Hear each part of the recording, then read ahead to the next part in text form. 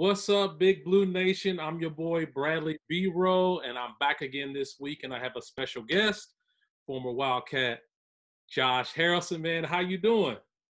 Oh man, doing good, doing good. Good as I can be during this time, but everything's all right. Yeah, it's pretty crazy during this time. I guess we want to start you out, man. What have you been doing? I guess during this time, I guess keep yourself busy. I got back from Japan about a month ago, and since I got back, just been doing stuff around the house, doing some home projects, hanging out with the family. Since I'm overseas a lot, I don't get to spend as much time with them as I like. So, just trying to catch up on that since I had more of a break this season. Yeah, I guess going into your experience at Japan, you're playing overseas. For people that don't know, you're kind of like a legend over there, man. You led the league last year in rebounds and stuff. I guess just talk to me about that whole experience there playing basketball in Japan. Japan's been great. It's kind of turned into like a second home for us. This was my fourth season over there. I'm like you said, no, it's very nice because over there, like I'm like LeBron. People wear my jersey. People like me. People cheer for me. So, it's been crazy. It's turned out to be a great place, a place I never expected to play, but I'm so happy I made that transition 4 years ago. Yeah, I mean, as a hooper, you want to play wherever you can, make a little bit of money, feel like the dream. And I guess going back to before you even got to Kentucky, you played in a junior college and stuff. I guess just take me through that journey too. How what was it like before you get to Kentucky? You had to go through some junior colleges, some different courses to get there. Just tell me about that. It was a little bit of an experience, a learning experience too, because I didn't start playing basketball until high school, until 14, 15. So I really didn't know recruiting. Nobody in my family ever went to college, so we didn't know anything about it.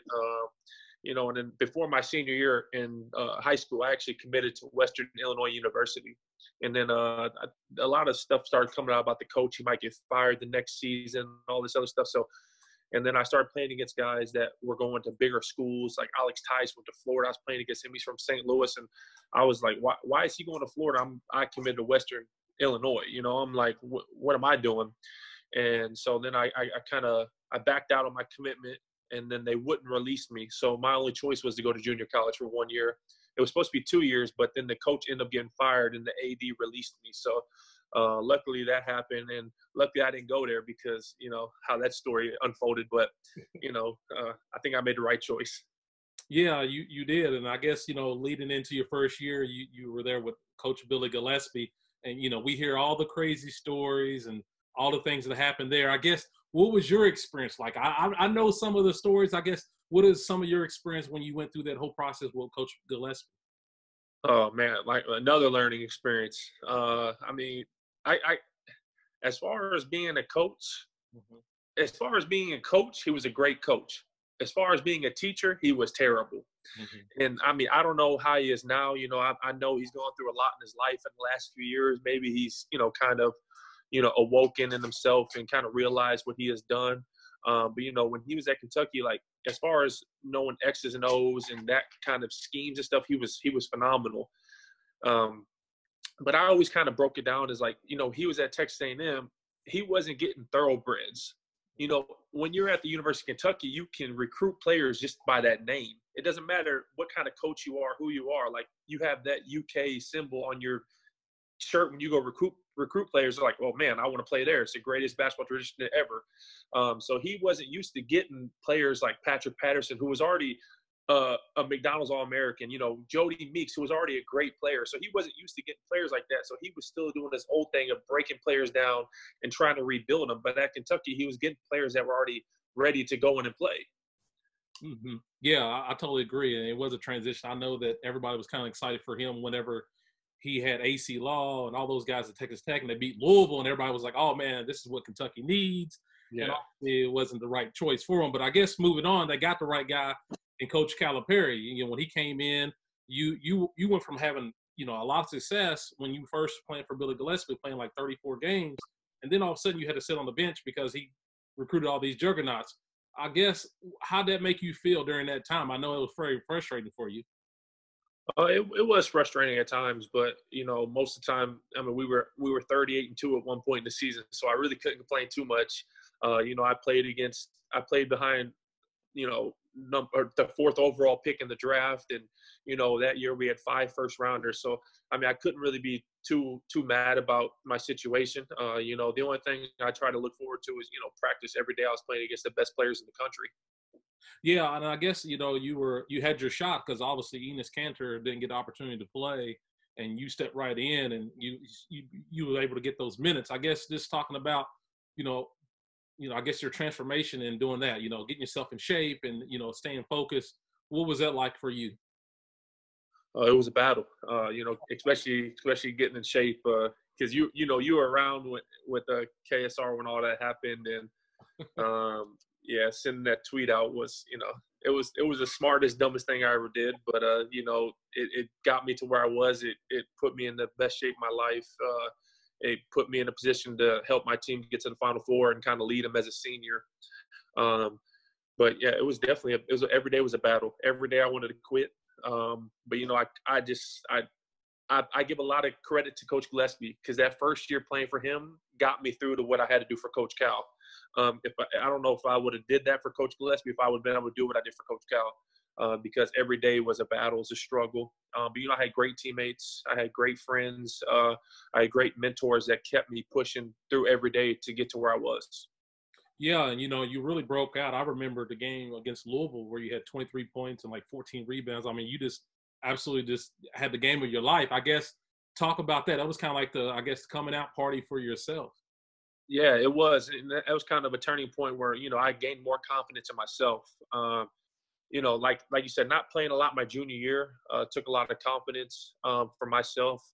And then, kind of having that game against Louisville, a lot of people seeing that I could actually play, kind of gave me a little more confidence, and that was only my 8th year playing basketball. So like, I'm still learning at this point in my career too. In college, I was still learning every single day how to get better. Yeah, I mean, and sometimes that's the best way. You just learn as you go, and I feel like that's what you did. And moving on to the postseason that year, I mean, God, I mean, you played against Jared Sullinger, Ohio State, North Carolina, the beast, and you had a breakout season, breakout postseason. Just talk about that, man. That was pretty special to watch there in New Jersey. Yeah, it was. I mean, it was a great run. Like you said, going into the Sweet 16, matched up against the #1 team in the country. I knew he wasn't better than Ennis, and every day I'm going against Ennis Cantor in practice. Ennis was just a phenomenal player. He might not be the most athletic center in the league, but footwork, his body, his strength was just unbelievable for being 18 years old. And I knew I'm going against this guy every single day in practice. Like, I know Jared Saunders not better than this guy. So if I go out here and just play and compete, I know that I'm gonna go out here and have a good game. Yeah, no, and those good games led to you, obviously getting the nickname Jorts. I guess going back to that, I guess phenomenal to watch. I remember going on your Jorts tour after you got done, at Kentucky. But just talk about that whole process of that coming involved, you wearing the Jorts, and then that becoming a big name. I mean, man, from St. Charles, Missouri, man, that's what I did. I always had my gym shorts underneath my jean shorts, and I thought jean shorts was like a little more sophisticated to wear around instead of just wearing basketball shorts all the time. So I always had my basketball shorts underneath just in case we ever wanted to play pickup or something. So I always had them on. And when I went to my visit in Kentucky, and there was the blue and white scrimmage football game, and somebody caught a picture of it. Matt Jones put on KSR, and it just blew up. And then as my name got bigger, the nickname got bigger. And I mean, there was times when people didn't even know my real name; they just knew me by Jorts. Yeah, I mean, I think that's what a lot of people could ask me. Like, what is Josh's last name? I only know him as George. I'm like, it's Harrellson. Like a lot of people know. So, but I mean, you getting that nickname, you playing so well at Kentucky, it gave you opportunity to be drafted. In an NBA draft. I guess, man, that had to be something special for yourself. You come from Missouri, small town, junior college, all the stuff you went through at Kentucky, then all of a sudden you get drafted to the NBA. I guess just tell me, that process. Oh man, it was. I mean, even to be considered to get drafted was, such an honor. Like I said, man, I started playing basketball so late in my career. Like the NBA, I never even thought that was like somewhere I would go play. Most kids play basketball the whole life, dream of the NBA. I was like, I never thought of the NBA in my entire career until my senior year. You know, when people start saying, "Oh, this kid, he might be able to get drafted," you know, and then I started going to my workouts, and I had great workouts for a lot of great teams. And you know, a lot of people start after my workouts. I had the interviews with these teams, and they're like, "Wow, we didn't know you could do this. We didn't know you could do that. We didn't know you could do all this stuff." So, you know, and then like you said on draft night, you know, I was surrounded by about 70 people, a bunch of my high school friends, my family, my cousins, my best friends. So, I mean, just to see my name go across that TV, it was an amazing feeling. Yeah, I can only imagine, man. That's every kid's dream, you know, be drafted or hear their name called in the draft. And you were lucky enough, you know, when you got drafted to the New Orleans Hornets at the time, now the Pelicans, but then you were immediately traded to the Knicks, and then you had your opportunity to play with the Knicks because Amari Stoudemire went down, and then you balled out. I mean, just talk about that. I mean, it keeps like one thing after another keeps getting better for you. Yeah, New York was one of my best workouts I had. You know, they didn't know I could stretch the floor like I could. They didn't know I had a different, you know, arsenal to my game, because at Kentucky I didn't have to do anything. You know, we had so many great players around us that I could just be one dimensional at Kentucky, and it worked. But you know, when I went to New York, like I was stretching the floor, and you know, D'Antoni loves fours that could stretch the floor. And you know, now every team has that. And when I was in the league, like there wasn't many players that were doing that. Nope. So when I went to New York and D'Antoni saw I could rebound, I'd play defense, and I could shoot, like he just fell in love with me. And that's why he wanted to invest so much money to buy me from New Orleans before they even had me, you know, as a second round pick. And then, you know, he ended up keeping me. I made the team. Like you said, then Amari goes down my third game of my career. And of course it's a start against DeMarcus Cousins, and 14-12 was kind of payback for all those years he punished me. So, but you know, man, it was just everything just kind of started falling in place. Yeah, man, it was definitely special, man, and definitely special. And you be able to play against your former teammate there, and then I guess moving on to Miami, you were on there for a little short time. I got to ask you about, you know, playing with LeBron, and I know you have to regret not being on that team whenever they won the championship. I know you wanted to get that ring. Just talk about being in Miami in that little time that you were there. Miami was like another great learning experience, you know, watching these guys being professionals. You know, these guys are 10, 11 years in the league, and they're still in the gym early. They're getting work. They're staying later to get their body right.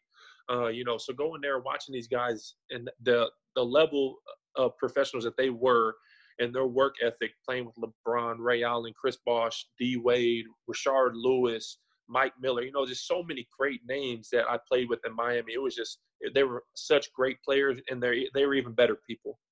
Yeah, no, that was definitely a special team. And I have a quick story about that situation. When you were on there, TJ and I, Beisner, were heading up to the Pacers to go interview you, and you got waived that same day, but we still went on anyhow.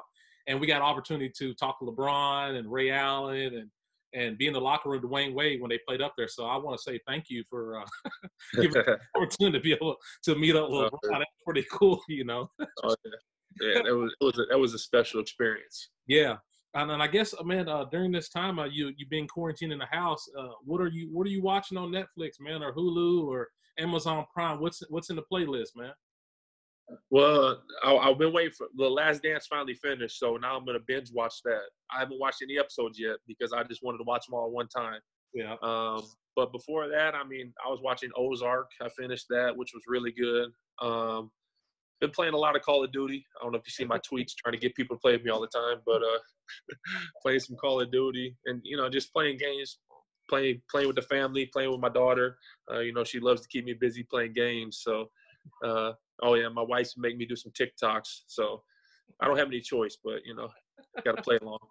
No, I totally understand that, man. My sons, I had twin boys, and they love TikTok, you know, and they done a couple things on there. They hadn't put me on there yet. I've kind of refused to be on TikTok as of right now. I'm like, I'm in dad mode, you know. I'm like, yeah, on there, you know. I feel you. Yeah, I guess what do you miss the most about being in Lexington and Kentucky, man? When your time was there, what is the thing, I guess, if you wanted to, you know, talk about or at least reach out to BBN right now, what was the one thing you missed the most? I mean, just being around like the fans and all the love and support. You know, I still get a lot of love and support through Twitter. You know, but just being able to interact with the fans, you know, I've always loved doing that. You know, if it was the Big Blue camp out, you know, I love being out there playing basketball with the fans. You know, I love playing cornhole with the fans. You know, I just love interacting with the fans and just showing them the love back that they have showed so many Wildcats through the years. Yeah, man, they definitely love you, man. They always supported you. They always support any, you know, player that come through Kentucky, whether you transferred or you left or whatever, you come back. It's always love, man, they show to the players. And that's what something Yeah. a lot of other universities don't do. You know, a lot of other fan base don't do, you know. Yeah, that's true. I mean, that's why everybody says Kentucky's got the greatest fan base in the world. You know, I mean, I've seen fans from the States all the way to China, you know, and just sometimes you just randomly see some people with Kentucky shirts on. Like I've seen some people in Japan, you know, about 2 years ago, they all had Kentucky shirts on. And I was like, where y'all from? And they're like, we're from Louisville. And actually one of the guys played football at Louisville, but his girlfriend and the mom were both Kentucky fans. So I ended up interacting with them, and it was just such a crazy experience. Huh, that's pretty neat, man. I love to hear those type of stories because, you know, it happens, and I love to hear that. Before I guess let you go, man, what kind of workouts are you doing to keep yourself in shape, man? What are you doing? What is a Josh Harrelson workout? I mean, to be honest, I hate running, especially all that running I did in Kentucky. So I like to ride my bike. I got a nice Trek big mountain bike that fits me pretty well. So I like to go bike riding. My daughter loves bike riding. My wife likes bike riding. So we like to go for family bike rides. You know, I just do a little stuff in the house, maybe with the band, some squats. Me and my daughter do some challenges and stuff. So nothing too serious right now. I'm hoping some stuff will open up in the next couple of weeks where I can get on a court. But right now, you know, just trying to do some body weight stuff, just trying to keep my body fresh. Well, that's cool that you're doing a family thing with them. That's definitely cool. I do it with my sons. I see your daughter kind of peep in. You can bring her on in here. You can introduce her. She can say hello. Hey, how you doing? She got a Kentucky blue on. Say hi. This is Ariana. Ariana. Okay, how old is Ariana? How old are you? 5. Oh man, she's tall, man. She's gonna be tall like her daddy.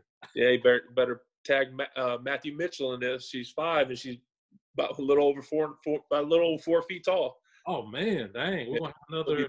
She's gonna be big. Tag Matthew Mitchell. Hey, start the recruiting process. No, I kind of like it. I kind of like that. She's gonna look like she's gonna be a hooper. She got the height for it. So yeah. Hey, Josh, I want to say, man, thank you for joining me, man. It's always good to catch up with you. I'm glad you were able to bring your daughter in there and say hello, man. It's always good times. Oh yeah, thank you so much. I appreciate it.